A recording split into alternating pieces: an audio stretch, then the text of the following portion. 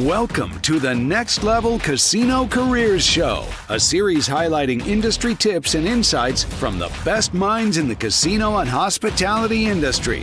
Enjoy the show. Mr. Bill Pedigo, how are you doing today? Hey, Kyle, I'm doing great. How are you? I'm doing well, Bill. Before we started, I just want to thank you again for joining us here today.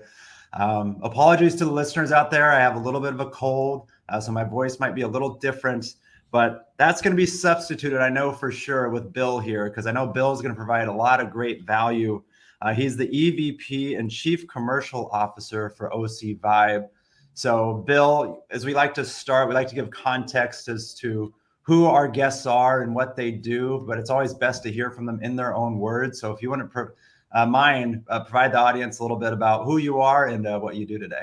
Sure, Kyle. You're kind of setting the bar high there early on, so hope to live up to it. So excited to be here and chat, and hopefully you can provide some additional value for folks out there. But so my origin story, I'm a native Orange County individual. So grew up in Mission Viejo, which is great. Now that I've landed back with one of the two sports teams here, but I heavily grew up in sports, had two older brothers, a lot of sports in the family. Dad was a teacher and a coach. Mom was a teacher as well.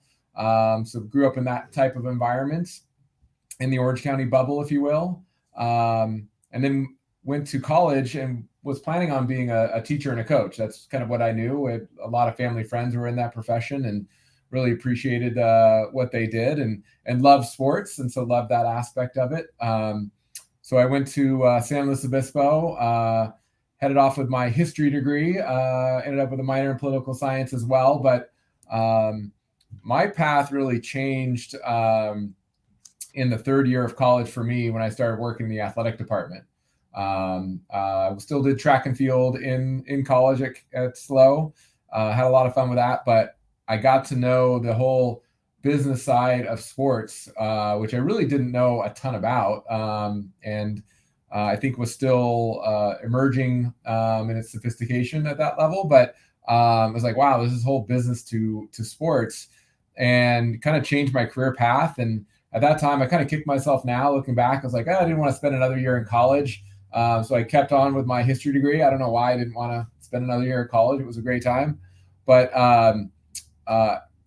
worked on the network and found a friend of a friend who ultimately got me an interview with the Kansas City Chiefs.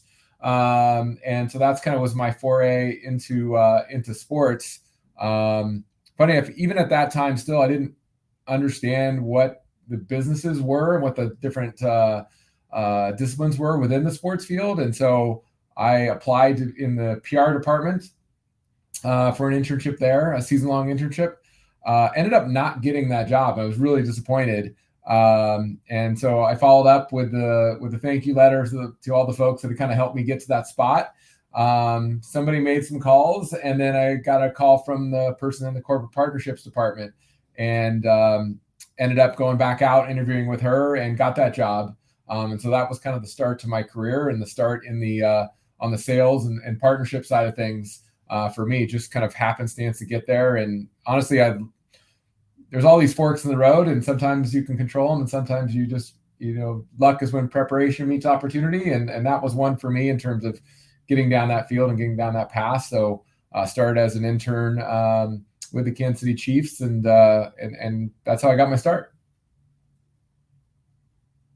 Do you want me to keep going on the career path? No, Bill. No, I was having some audio difficulties there, but so let's start there. So Kansas City Chiefs, talk to me about your mindset. You touched on it a little bit, but I think this is valuable for the audience here because we both work in fast-paced industries, sports, entertainment, casino. There's some differences, but I think one thing they both have in common is it's you always have multiple balls in the air. Yeah. It's, constantly in motion. So back then you said that, you were fascinated with sports. Talk to me about your mindset then, as far as picking that industry. And then ultimately I had to feel like there was, we talk a lot about resistance when we talk about career planning and career growth. I mean, because you had to move, I take it, Kansas City. Yep. Just take me back to that kid, back in that mindset of, as you were really thinking about what you wanted to do with your career, how you kind of pushed forward and took on maybe some of those challenges that made you maybe naturally want to resist that career path, if that makes sense. Yeah. It's great, I think, as for the younger generation, and easier for them to come into the sports because of the commitment. But ultimately, I believe I graduated on Friday. I must graduated on Thursday from San Luis, drove home to Mission Viejo on Friday, and then spent 3 days in the road to Kansas City. Started on Monday or Tuesday that next week, and was all in. But ultimately, for me, and where I think I grew my success was ultimately trying to provide value. And with not knowing much about the industry at all at that point, a little bit, I literally just took on every single job I could find. And, whether it was, I still remember being out there in the summer, Kansas City heat, literally scrubbing down the inflatables that they would put up on game days to clean those up so they could go back out for the year, to stuffing flyers, to, helping every single department that I could, and trying to, essentially, without knowing it, build my network of contacts and references. But then trying to be just as much of a sponge as I could as well in terms of learning the business and following those that had been there before with a lot more experience than I had. And again, I go back to really being lucky, because as I look back now and I talk to younger generation now about like people who are looking to change jobs or get into the field or whatever, I kind of hit the jackpot for me from day one, because I tell people, find something, a product, a service, whatever it is that you're passionate about, that you believe in, right? If you're on the sales side of things, like that's hugely important, right? I think people will see through if you don't really believe in what you're selling. And then second is find a leader, find a boss, find a mentor that believes in you, and that you trust them and believe in them on the other side too. So again, I was passionate about football and the NFL, and I found a boss who taught me, who promoted me, who helped me learn along the way. So that's what really kind of got me started in that. And I didn't really realize how lucky I was at the beginning there, because I don't think that happens to everybody when they start off hitting that. But finding somebody that you can learn from and grow from, because honestly, we never stop learning. The business changes every day. I'm sure in the casino business is the same way. There's always something new coming down the pike. So find somebody you can learn from, and find a product you're passionate in, and grab one with both hands. Was there a moment, once again, just stay on the topic of earlier in your career, was there a moment when was there an aha moment, or maybe it was an interaction you had with a mentor, or maybe an interaction with a guest or a fan or anything, and maybe it's not one moment, but if you look back, was there something early on in your career that made you think like, this is for me, like this is something I want to do, that this is my career and this is something I'm probably going to spend a long time with? Was there any moments like that earlier in your career? Oh God, I'm sure there were a ton. When you say that, the first thing that comes to mind is I didn't pick the best part of town to live in. I was certainly on a budget, and internship didn't pay very much. But I remember I was on the east side of the stadium, and I would come over a hill every morning as I was driving, and our offices were at Arrowhead Stadium. And I still remember pinching myself, like every morning I would drive up over that ridge and see the stadium out in the distance. Like, I can't believe I'm going to work at an NFL stadium. This is just amazing. So the idea of being there and being a part of all that was pretty special. The individuals you got to meet too, like I'm not a super fanboy or starstruck, and not out for autographs and whatnot. But there's people along the way that'll make these impressions. And I remember being out on the town with a couple of friends in Kansas City and having Marcus Allen walk into the bar. I was an intern at the time, less than nobody, and having him walk away from his group that he was with, come over, shake my hand, say hello to my friends, and then go back on his way. Like that it felt like it had taught me a lot of like, hey, what does it mean once you reach higher levels, and you got to give back, and you got to treat people from the person who's cleaning the bathrooms all the way to the CEO. You should treat them all the same way. And folks like Marcus Allen, who did that and went out of their way to make other people feel special when they didn't have to. I think that, not only in the sports world and in industry, but just in life, it was a really good learning lesson for me. So those are a couple of kind of moments for me. I love that. And then now, if you wouldn't mind, let's connect the dots a little bit. So now you're the EVP/Chief Commercial Officer for OC Vibe. I guess a two-part question. When you first got in the industry, was your goals to be an executive leader like the one you are today? Or were you just like so enamored with sports, you're just like, I'm just going to go on this journey wherever it takes me? And then I after I got kind of into that department, into the corporate partnerships group, and started to understand what it was all about, that was, that kind of clicked early on. And I love it because, again, you're going back to that learning. You're always learning, and every day is different in our group, because one day you're dealing with a casino and resort partner like Yamava. The next day you're trying to figure out how to help move Hondas, and then the next day or the next hour you're thinking about, hey, how do I marry up our partners with Jack Daniels and Coca-Cola and do a cool promotion with them? So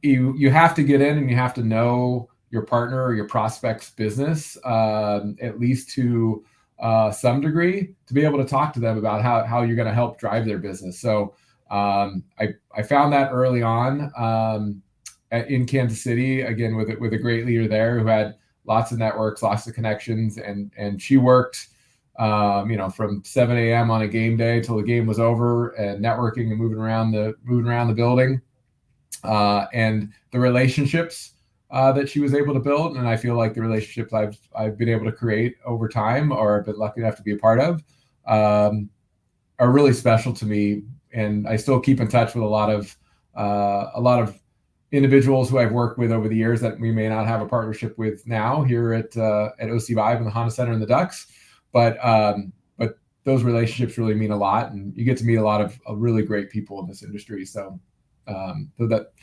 early on, getting lucky enough to be in that position, in that role within that department, kind of led me to that career of like, hey, yeah, wanting to lead a professional sports team in that capacity at some point in my career. So yeah, so that was where I was headed. So Bill, you got a big title now. For those who might not be familiar with you, if you wouldn't mind just kind of giving the high level of now we can compare and contrast where you started, what got you into the field that you're in, but now what it is that you do today in a nutshell. Yeah.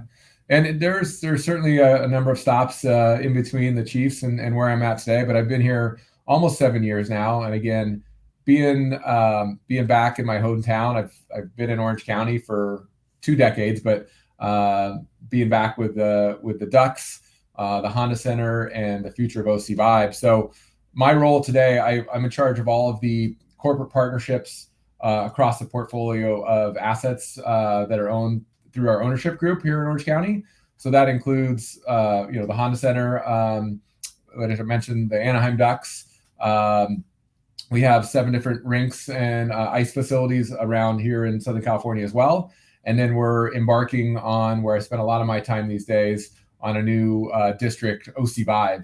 So it's a mixed use live, work, play environment that's built on 100 acres around the Honda Center. It's a $4 billion project that's going to take at least another 6 or 7 years to complete. But it really is going to be a game changer for Orange County. And again, being native to Orange County, being a part of that, I have 2 I can say younger daughters, 13 and 11, that I hope at someday get to say, hey, yeah, my dad worked on that project and really created something special for Orange County. And they're at an age now where they know what dad does and who he works for, and I think that's pretty cool. So with a teenager and a soon-to-be teenager, anything I can do to try to stay cool to them is a big part of my life. Bill, I'm going to ask the question I'm sure you get a lot, right? Because our goal here is just to help people in their own career journeys, take nuggets from all of our guests and apply it to themselves. Look at somebody like you, right? we'll talk a little bit more about that project, right? But the role you just described, you have daughters. How do you kind of manage it all? What makes it possible for you to be successful in the role that you're in, but then still obviously, have time for your daughters? How does Bill Pedigo make it all work? Yeah, that's a great question. You play a number of different roles. I would say father being the most important in your life, in my life. Husband, right there, same, and then executive. So you got to try to prioritize, right? And get done what you need to get done in different times of the day. So when we don't have an event at night, which I don't know, right now it seems like every night we don't have a night, like I'll go home, I'll shut off the phone for an hour or two and spend some time with the family, put them to bed, and then get back on the laptop and get done what I got to get done before the next day. So one, I would say a lesson that I think for everybody is that I try to instill with my daughters is, no good work, no success comes without some sort of sacrifice. And I think in this industry, I know you live it as well, Kyle, is, you guys are open 24/7. I would say, our department's on 24/7 when anybody needs something. Like our phones are there, we're available in some form or fashion. But you give up some things when when you have 120 events a year at the Honda Center, and that doesn't include, events that are not at the Honda Center, and entertaining and travel and all those type of things. So you do give up a little bit of that time away. But ultimately, trying to prioritize and make sure you're there. And we're lucky enough to have great owners and great rest of our senior leadership team here. We try to provide some flexibility for staff. It's not about punching the clock necessarily. It's about getting the work done. And so having a group and an organization and a culture that allows for folks to still have a family and a healthy family and time with family, but also knowing that we still got to get things done on a day-to-day basis here. So, you're going to have to give some sacrifice. You have to pick where that is. But ultimately, if things aren't good at home, I don't think that's good for the business. So, I try to impart that on the rest of our staff here is take care of what you got to take care of, and then get after it and do the work. But ultimately we definitely believe in that whole individual. I love that. Trying to find time for everything. I love that. And I love that you hit on kind of your key priorities. It's father, husband, executive, right? And that you still try to understand your priorities. I guess second part of that question would be, once again, just thinking about the people listening today, has this been just a constant evolution as your career's progressed and you've moved and you've taken on higher titles? Has that just been something that you've just evolved with, or have you kind of known early in your career, like this is the business I'm signing up for, and just kind of being true to that, and then just trying to understand your priorities but work around it? Has that been more of an evolution or something that you knew from early on as your career started to progress? Yeah, it's funny. I'm gonna use one of yours, Kyle. On your LinkedIn, I can't remember what you called it, but you've got some sort of thing on the top that talks about your path to success, and it has all these kind of pitfalls along the way, right? I think those help you grow as a person. So taking challenges, taking on new adventures or something different, maybe not be fun in the moment, but also helps you understand where you do want to be, and helps you grow and helps you learn. So, I've taken a couple different roles. I took a couple different roles outside of core sports, where I quickly realized, like, man, I'm early on in the career. I miss those. I miss the team sports side of things. I miss that camaraderie that comes from working for a professional sports organization. I miss the seasonality of it, and living on those wins and losses. So ultimately, I think challenging yourself is important. Failure or maybe not as much success in a certain area is not the end. It's just an opportunity to build and grow from that. So it's not a direct line upwards in terms of career paths, not for me. had some sideways experiences, but again, I think I've learned from everything, and everyone serves an example, whether it's, good or bad. And that's where I kind of, as I mentioned before, I kind of gravitate back to when I talk to people. It's like, find a boss who believes in you, that you believe in them, and find a product you're passionate about. And then, showing up to working late nights is not going to feel as much like work as maybe it would if you were, grinding out. My wife's an attorney, so she does a lot of paperwork. I don't know how she does it. It's not for me. But I know she maybe doesn't enjoy late nights working on a contract as much as I enjoy late nights being at the Honda Center, watching the Ducks pull off a late night victory. So, there's pros and cons to all that. Yeah. So that graphic you were talking about on my LinkedIn, and I'm obviously, this has been said by multiple people, but journey is greater than the destination. Yeah. And yeah, that just has always resonated with me. That's why it's there, is because I don't know if you're a climber, Bill, or if you hike, but I love to hike. Me and my wife like to hike. And one thing I've noticed when you hike a mountain is if you just look at what's in front of you, you don't get defeated. Meaning just take it the mountain one chunk at a time. Before you know it, you're to the top. Yeah. But you get defeated the second you look way up. And like, I don't know how I'm going to get there.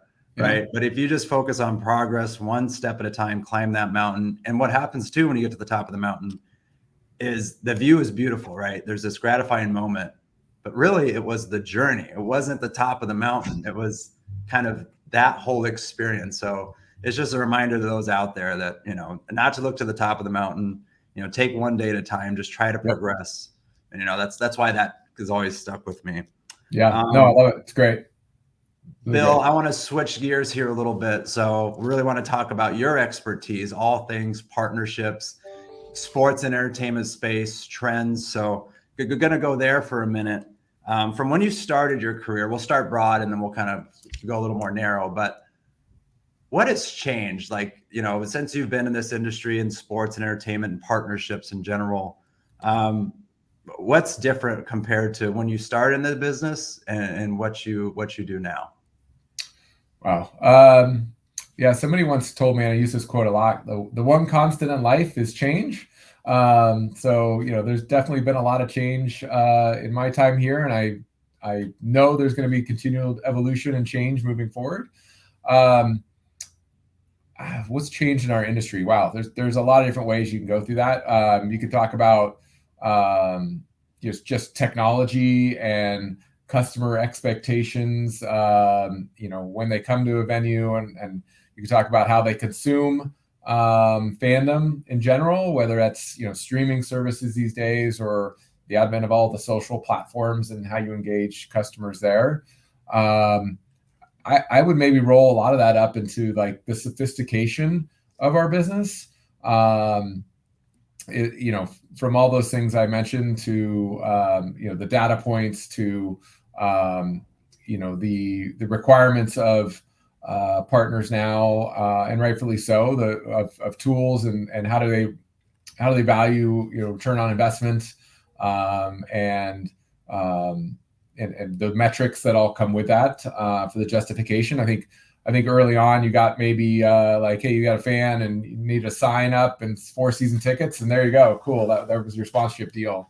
But now with all the different platforms and all the different areas of reach, there's so many different ways to develop a partnership and to track a partnership and go through that. So the sophistication of all that has definitely changed.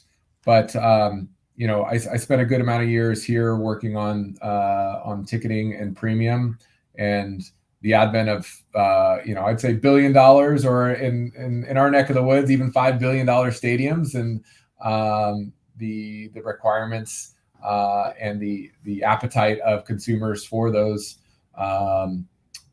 premium, whether that's through a cost or just through the general marketplace coming in and wanting to have those amenities. Like that's something that's real and meaningful, and to be able to develop a business plan around that of how to add those amenities while still trying to keep organizations afloat is a meaningful change. So yeah, I think there's so many of those, but I think just that game day experience is a massive change in the expectations from food and beverage to the amenities that are on site. There's so much more there is today than there was when I first started. Yeah, the two notes I wrote down there that I kind of want to hit on is, if I'm hearing you correctly, Bill, it's for this audience, which a lot of people in the casino hospitality industry, and a lot of them have sports partnerships, right? It's how you can connect with fans. I feel like that has changed, right? And what you hit on is technology and just all the different platforms that are out there that you can leverage, both the partnership from the sports side, entertainment side, but also the casino hospitality side. There's more opportunities to connect with fans. And then also the game day experience that has evolved so much. They're just, any sports venue you go to now, especially the newer arenas, you can see that they really plan the upper end VIP experience. Like, for example, when I went to the Raiders game, it was my first time in the stadium. We had the privilege of, going to the suite and then having that whole experience, which is so different than anything I experienced before. The way the foods concessions were like on the field. So there was fun activations, right? So I think the game day experience, the industry in general, they're thinking that through in a way that's truly is exclusive and differentiated. And it seems like the experience keeps going up and up and up. But my question to you, going back to how we can connect with fans. Let me hit on one point before you go there, though. Yeah, the differentiated, and because you mentioned premium, but I think even in your facility there at Yamava, right, the new 909, like for that sports fan or that foodie or the person who wants to come in and get craft beers, right? Like, we have that same mentality. Yes, we have our Impact Club, which the players walk through at the beginning of the game. It's on the ground floor, limited membership, all inclusive, high end, right? We have that.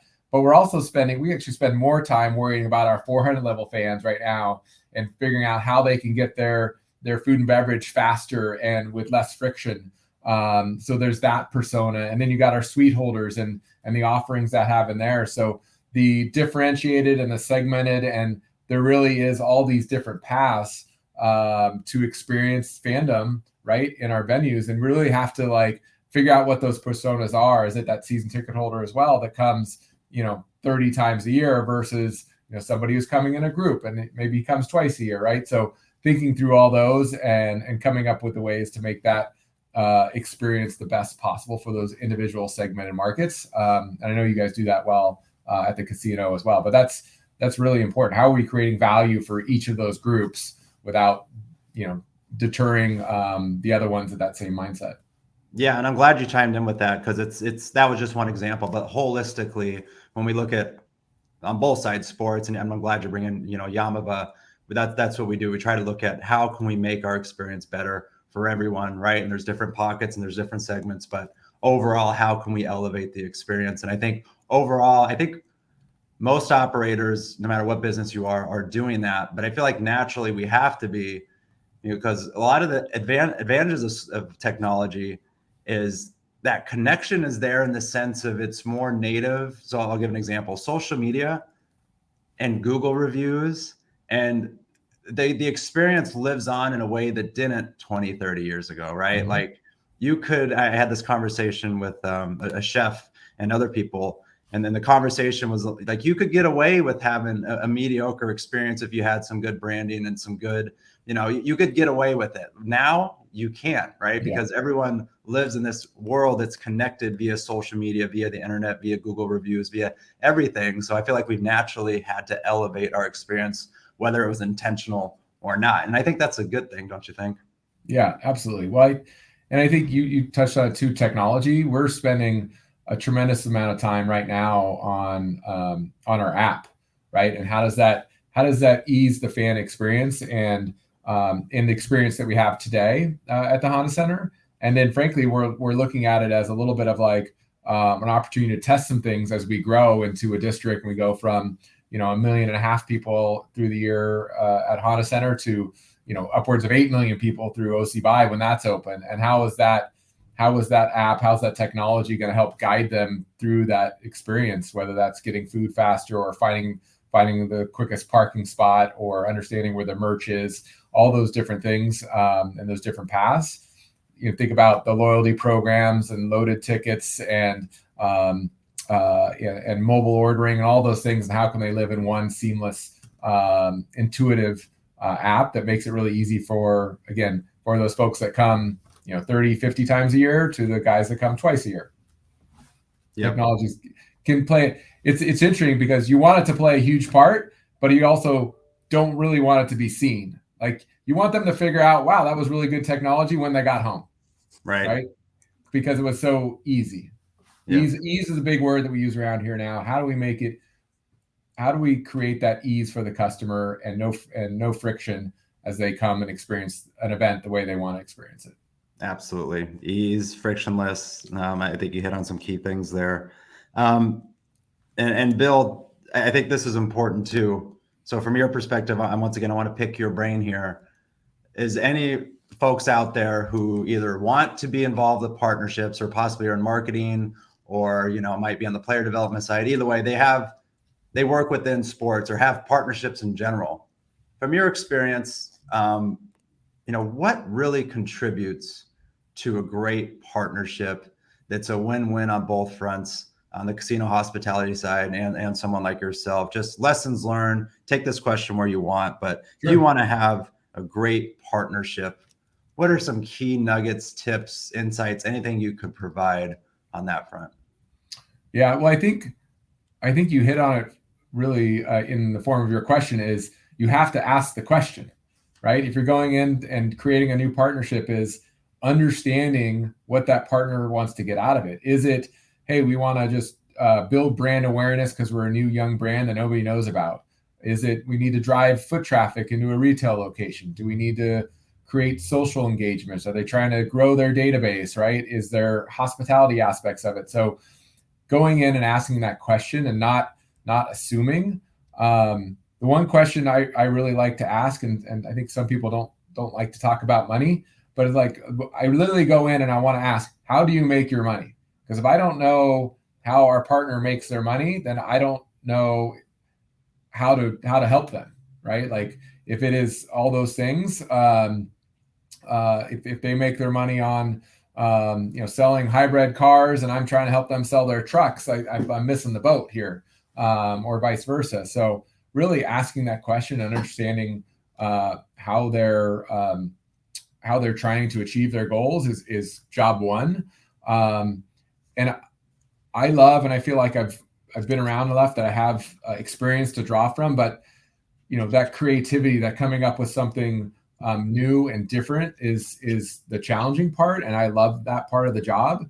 And so I try to read as much as I can about what is going on in the industry, as well as what's going on out of the industry. Because when we talk about competition for the sports marketing dollars, we're really in that competition for marketing dollars in general, or the fans' time in general. So we are competing not against just the Kings and the Angels, but we're also competing against Big Bear and the beach and just hanging out in Newport, right? These are all competing factors, either for our fans' time or for marketing dollars.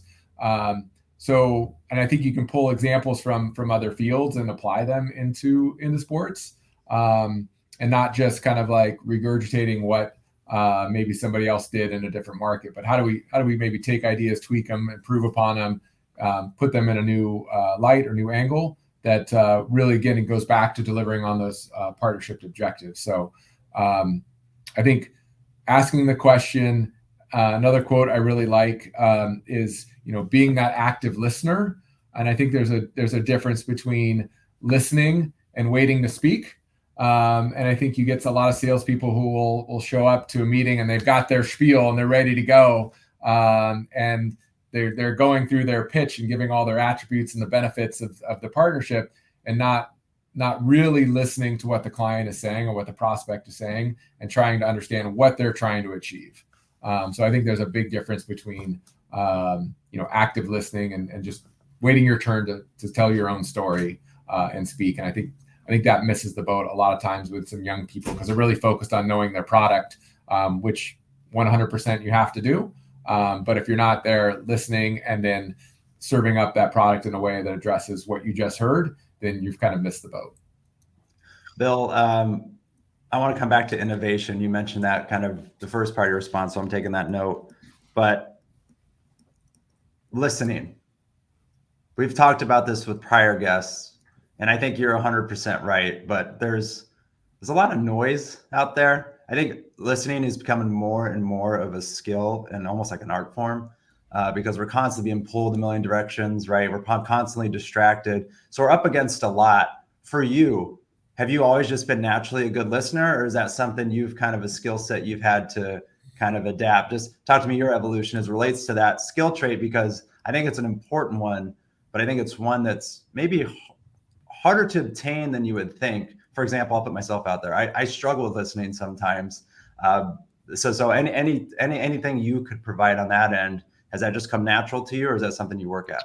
No, I think it's a honed skill. Okay. I think we can all do it. But I think after you get a couple successes of like, oh yeah, I really heard, and that partner engaged with you more because you took what they said, you either repeated it back to them, or you took what you were trying to engage or communicate and put that back in their language that they just communicated to you. I think once you start to get some of those early wins or those high level engagements because of that listening, I think that grows. I'm an active note taker too. When people are talking, like writing it down and then coming back, it's like, okay, cool, you said this, this, and this. Asking probing questions would be another one of like, in that listening, it's again, not waiting to speak, but it's like, okay, you said this, talk to me about that more. Like, is this what you mean here? And really kind of really drilling down. And then all of a sudden that prospect, that partner really does feel like, oh, wow, he really is listening. He wants to know more about my story. He's not just wanting to tell me his. I think that's something, a skill that can be reminded of, like going to meetings and, early on I would take, the notepad that you have, and I have the things at the top on the right that I was like, okay, make sure you listen, make sure you're probe, right? So it's not just one of those things that somebody's born with.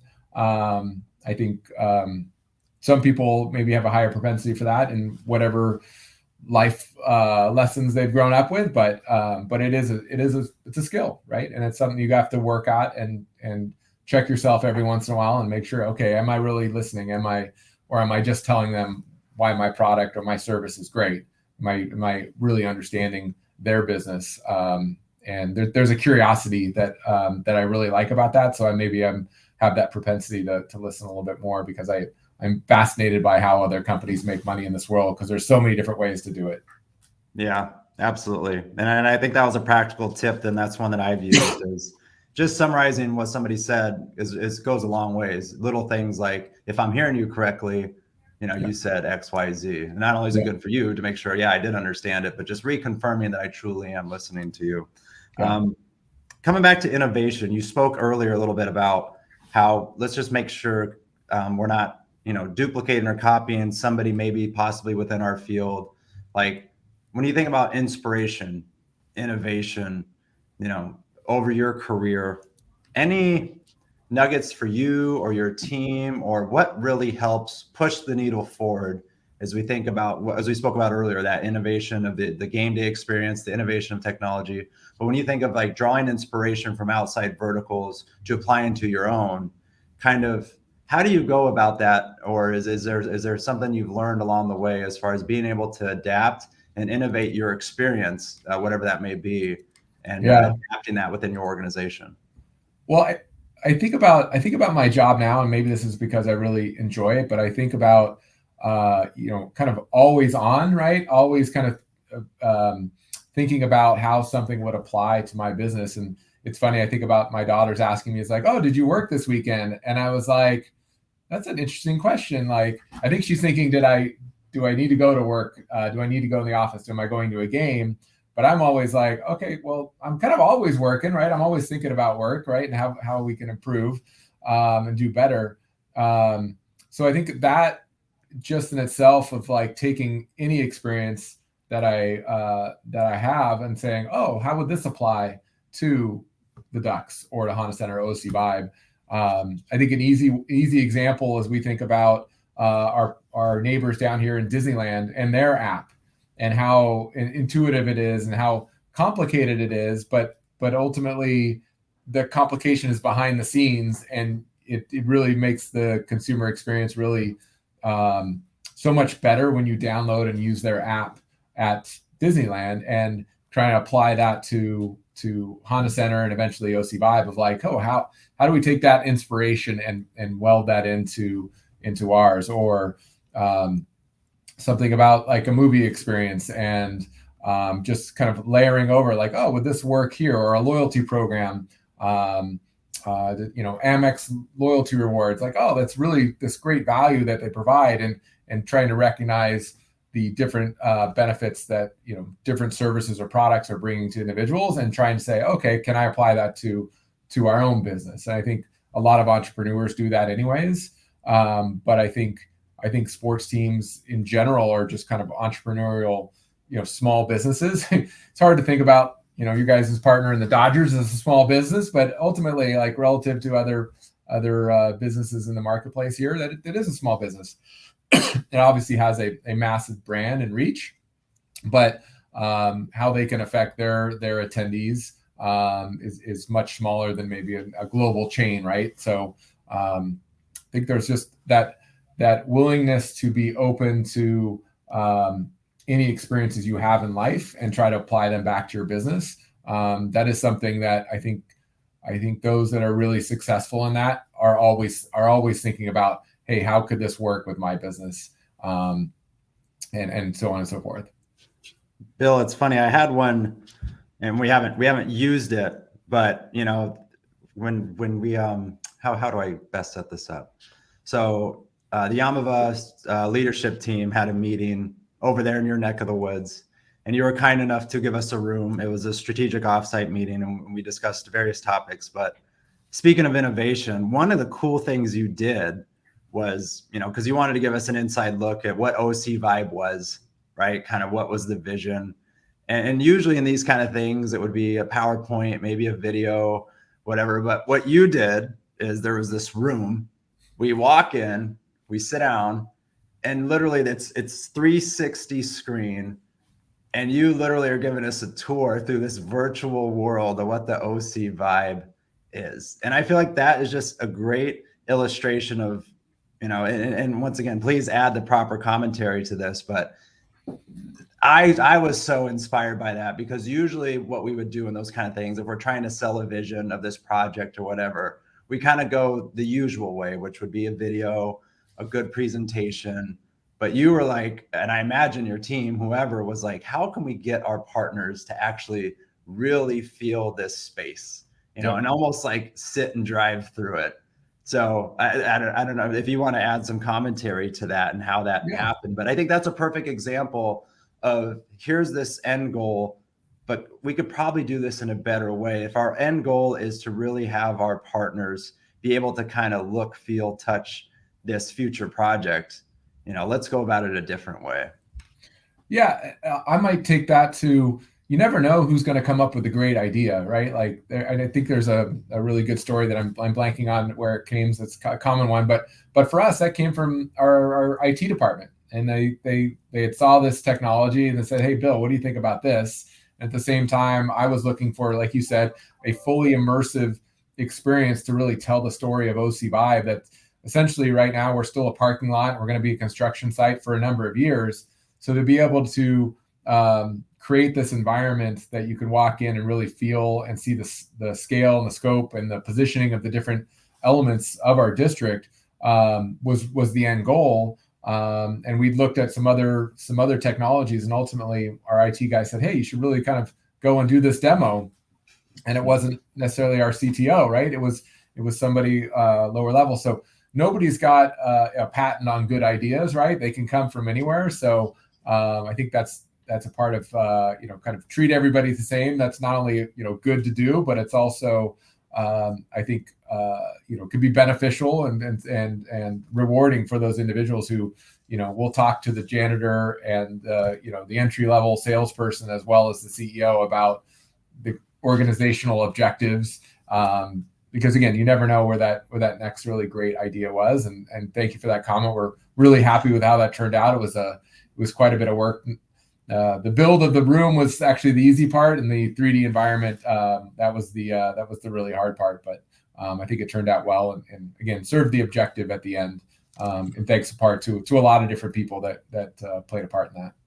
Yeah, it was awesome. And once again, just kudos to you and your team. And I like that you said that no one has a patent for good ideas. You know, those sources of inspiration come from anywhere. You just got to listen. Yep. I want to talk a little bit about OC Vibe. Is that the picture you got behind you? Oh yeah, it's one of them. We've had so many. Yeah. How long you been working on OC Vibe? Oh gosh, so we're 2 years now for myself on that project. I think as a whole, the organization probably over 3 in terms of land acquisition and whatnot. So a labor of love, and then we've got another 6 years. We're trying to get most of it done prior to the Olympics in 2028. We have men's and women's volleyball at the Honda Center, so that's kind of a working deadline for us in terms of being ready and done with most of it by then. So when it's fully completed, just high level, and you touched on it a little bit, but what is the OC Vibe? What's it going to include? What's it, that picture behind you? What's that finished product going to look like? Yeah, it's 100 acres, so it's a pretty sizable project, but really multifaceted that I could probably take another 45 minutes and tell you about what it is. But by the time we're done building it out, we'll have indoor music venues and entertainment venues that can accommodate artists from as small as 100 all the way up to 19,000 in the Honda Center. We'll have 1 million plus square feet of office space here. We'll have 1,500 residential units with, frankly, a plan to build even more after 2028. We have 20 acres of open park space that local residents will be able to service and utilize and be a part of. And then, the last component of it, which is maybe one of the more important ones, is our food and beverage experience. We're going to add 30 different food and beverage concepts, 20 of those coming from our market hall, which is a 50,000 square foot, 2-story, unique culinary experience where we're going to highly curate the food and beverage components of that'll sit outside of Honda Center. And ultimately, we're creating a space. We're creating this district all under the ownership of Henry and Susan Samueli, who are just fantastic owners. But we're looking at doing this not just to generate revenue to be sustainable for the long term, but we're doing it to engage the community and create something special. And so the term we've used is a model for civic rejuvenation, because there's certainly a lot of wealth in Orange County, especially along the coast. But we're in Anaheim, we're next to Santa Ana and Garden Grove, and maybe some of those underserved communities. So we're really looking at it at a lens to say, how do we engage the folks that are local to us, that are immediately in their adjacent neighborhoods? And there's a lot of ways through the free parking that we're going to have in here, through the open parks and services, through the 15% affordable housing that we're going to have, and then through the job creation and the education, the resources we want to provide those communities. And it's really something special. And that, again, is driven by our owners that want to create something for decades to come that's going to benefit not only, some great, creator environment, whether it's music or culinary or arts. Is a huge arts program here, but also something that's for any socioeconomic kind of entity of Orange County here that can take part and enjoy it. So it's really something special. Happy to be a part of it. Yeah, and kudos to you. And you're 100% right. You could probably take a whole hour if you really wanted to talk about that project. And just to tee it up too a little more, that's why I brought up that example of that full 360 immersive experience you guys provided, because it's almost like that was necessary for you to really feel what the magnitude of what that experience is going to be. So there's a lot of excitement. And I can't wait till that project's done, because I know that's going to benefit the community at large in so many different ways. Thanks. We're super excited. Yeah. So Bill, I know you're only, I think you said 2 years in, but even I know there's been tons of work, right, that's been done, a lot of hours from you, the team, all your partners, everyone involved in that project. But a project of that magnitude, I asked Peter the same question and other guests the same question, because in the casinos and hospitality side, we're constantly innovating, expanding, adding hotel towers. This goes across the nation, right? So this is a question that applies to everybody. But what makes that kind of growth possible? I'll take that question where you want, but if you think about whether it's a small expansion or a massive expansion project like yours, kind of what makes all that possible? Well, I think in OC Vibe's case, it really comes back to our owners and their vision. And I know Yamlova is a family-owned company as well, but they've got a vision for doing good in Orange County. They live here, they work here. Henry founded his company, Broadcom, here. And so they're very passionate about local and making a difference. They also have the resources and the vision to see it through. So I think from an OC Vibe in particular, really kind of all starts and stops with them. But I think with innovation and some of the things that you guys have done there, and the things that we do at the Honda Center on a day-to-day basis, year-to-year basis, you can't stop, right? Once you stop innovating, then you're going to fall behind. So I think there's almost a requirement, right? Whether you think that or not, you better continue to look at your business and see how you can improve. And we're getting better about surveying and doing a lot of surveying of our customers and making sure we understand, how they're feeling about the experience and what amenities I'd like to see in the future, and start to plan for those.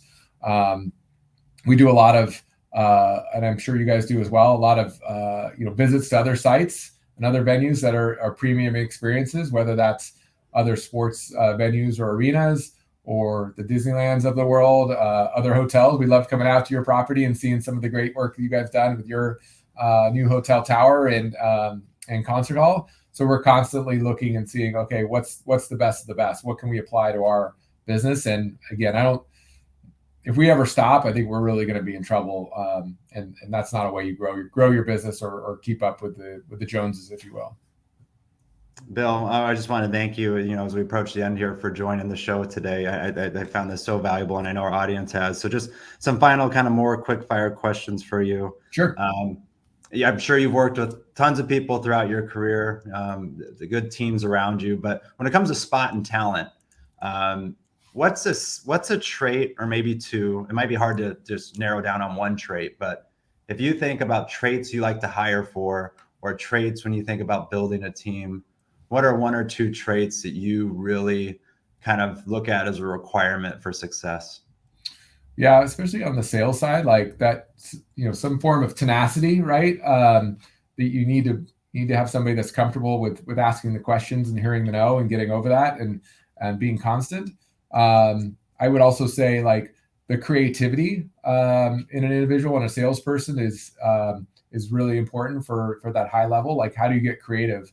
One of the big things I tell our sales staff is make sure you're looking, if you're on an outreach, you're engaging, make sure you understand and try to sit in their seat, right? We post a job on our side, like we'll get 200 resumes in. It's like, I can't really get in depth on 200 resumes, electronically sent to me. So how are you going to stand out? And I know that's the way in most sports jobs. Like, how are you going to separate yourself? How are you going to prove that you're going to create value for that company? And make sure you understand, again, that active listening, you understand what they're trying to achieve with that role. And how do you create and stand out from that, I think is wildly important. And ultimately I come back to that listening, right? You get that interview, make sure you're listening, understanding what they're trying to get, what the job is. So tenacity, creativity, and that active listening, I think are really important, along with that, again, that value creation for whatever they're looking to do. I love that. And that applies to everything that you do, right? Really putting yourself in the other person's shoes.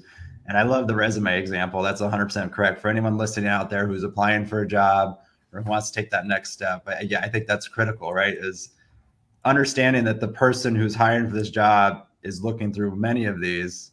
And just because you put a lot of stuff on there, that doesn't necessarily equal that I'm going to look at it more in depth. You only have so many seconds to hold their attention to make sure you stand out. I think that's key. Yeah. We didn't talk much about networking in the last hour, but that's obviously vitally important if trying to get a job, right? Like, do you know somebody who knows somebody, right? To at least get you a look. And so working that network, making sure you're you're growing, when you're meeting people, that they know who you are. You get a business card in their hand, you get their business card, you do the easy follow-ups, and there's a lot of lists out there of 10, 12, 20 things you can do that don't cost anything, that showing up early for the interview, follow-up card, all those different things that are out there. Like, there's a lot of easy things that are kind of must-haves, but ultimately trying to figure out and get creative and stand out from that thick pile of resumes that come in is a challenge, right? And so that's where that creativity comes in. Bill, I want to touch on that real quickly. So that was actually one of my sample questions is, I didn't put it in our chat, but key to building a great network is what? So if you had to fill the blank in, key to building a great network is what for you? Gosh, certainly there's volume, right? Like you want to get out there as much as you can, as much as possible. And frankly, again, you never know. Today's junior executive is going to be tomorrow's CEO. So again, it kind of goes back to treat everybody with respect. But I think there's a level of I put this kind of maybe in the same bucket of not always kind of asking for something when you're reaching out on a network, right? Like just checking in, saying hello, building a relationship, grab a cup of coffee. And then I think another kind of piece of it is, don't be afraid to be vulnerable, right? Ask for help, ask the question, admit to where you're, especially when you're on the younger side of your career, admit to where your gaps are at and ask for help to kind of fill those gaps. I think there's a lot of genuine, really good people out in the world. Maybe it's a little Pollyanna for me, but that are willing to help for those who are willing to ask, and those who are willing to open up. And you don't have to be the guy that knows everything. And I think actually that's probably, especially in the younger generation, maybe a more of a flaw than a benefit of, like, hey, there's a lot of people out there with a lot of experience that you can learn from. Recognize that maybe you don't have that experience, and be open to listening to maybe folks that have been a little bit more seasoned in the industry. Yeah, absolutely. And that's where a network comes in too, right? Because prior guests have mentioned this, is odds are that the problem, or, not even a problem, opportunity, whatever it is where you're kind of looking for an answer, someone's already been through that. And the larger network that you have, you can pull on different people to find out what you think is correct for you. So I love that. Bill, I want to ask two final questions here. One on just the personal side. So when Bill's not, obviously you got two daughters, so I'm sure when you're not working, you're with your family, but any hobby or anything that you do kind of outside the realm of spending time with your family or on the work side that really benefits you and probably would benefit others? Oh gosh, pick up a good book. There's a lot of good books out there. That's a great way to learn and learn different perspectives. And a lot of times you won't always remember the entire book, but if you can get a couple nuggets, that's great. It's always sometimes hard to do after a long day and evening events. And then I'd say, take care of your body, right? So get out there and be active. I'm lucky enough, I got my older daughter likes to play tennis and play basketball. So that's typically my exercise opportunities, and I get to do it with her. So that's I tackle two birds with one stone there. It makes it good. So take care of yourself, right? Like, you got to kind of pay yourself first, if you use a financial term, and take care of your mind and body, and show up to work with a great attitude. It's hard to do that if you're not in the right shape physically. Yeah, 100%. The other analogy I think people like to use is when you're on a plane, right? The oxygen mask. For me to take care of others, I got to make sure I'm breathing so that I can help them. I think that's what you hit on, which is great. Bill, once again, thank you for joining us here today. Executive Vice President, Chief Commercial Officer of OC Vibe, long history in sports and successful partnerships. So I know you got a lot going on, so thank you again for joining us today. I'm going to get you out here on the final question we ask everybody. Once again, this platform, we're just trying to help people take their careers to the next level, learning from stories like yours. But if you were to provide 3 tips for anybody out there trying to take their career to the next level, what would those 3 tips be for you? Find a way to create value in some form or fashion. I would say, don't be afraid to ask for help. And I'd say the last one is, yeah, I think networking, right? Network, like meet as many people. You never know where the next opportunity is going to come from.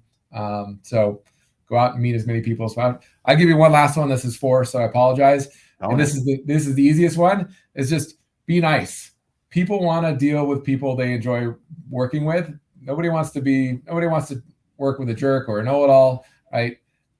Just be nice, be pleasant, be a listener. It'll take you a long way. You'll get the benefit of the doubt more often than not. So, yeah, and it's contagious too, right? Yeah. That little ripple effect it has on, then the next person's nice, and then just be kind. I love it. Yep. Bill, thanks again for joining us today. I truly appreciate it, and thanks for the insights that you shared. Hopefully, thanks so much. This was fun. Appreciate it. We love our partnership with Yamava. I've been a longtime partner with you guys in different entities. So this platform is really awesome. You guys are giving back to your employees and your community. That's great. So thanks for doing this. Thanks, Bill. Appreciate it. Have a good day. Check out more episodes on nextlevelcasinocareers.com.